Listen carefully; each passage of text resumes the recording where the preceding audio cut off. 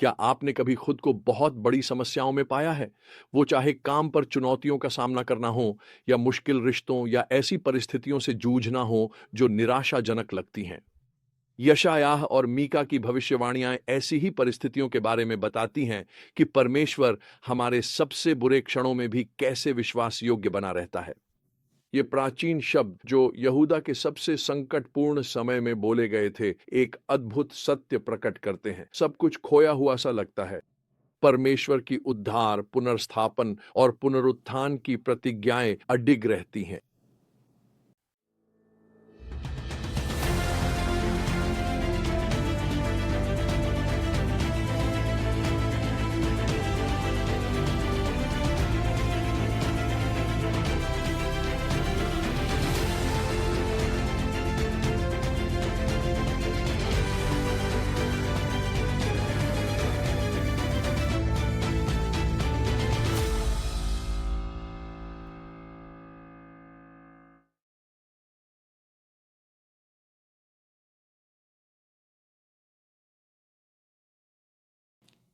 यशायाह एक संदेश से शुरू करते हैं जिसमें न्याय, आशा है।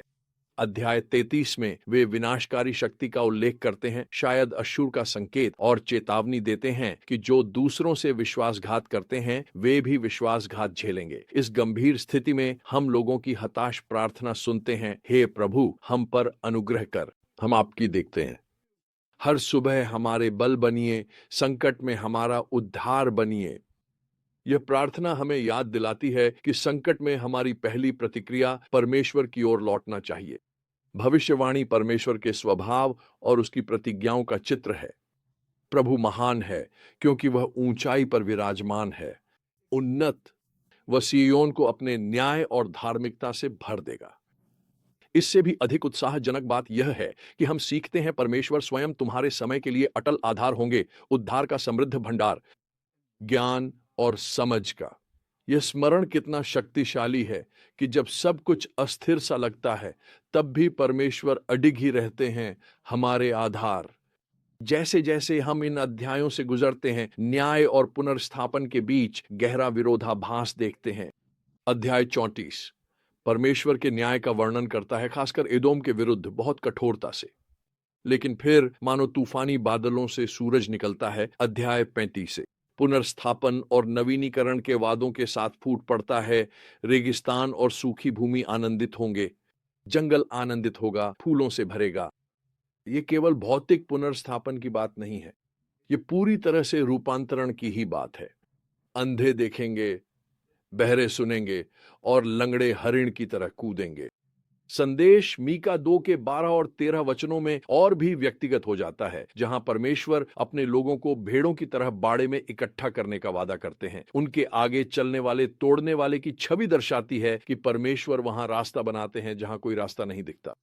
यह उन लोगों के लिए अत्यंत उत्साहवर्धक रहा होगा जो शक्तिशाली अश्शूरी सेना का सामना कर रहे थे, और यह आज भी हमारे लिए उत्साहजनक है। तो हम इन सत्यों को अपने जीवन में कैसे लागू कर सकते हैं? सबसे पहले हमें यह समझना चाहिए कि संकट के समय अक्सर आशीर्वाद के समय से पहले आते हैं।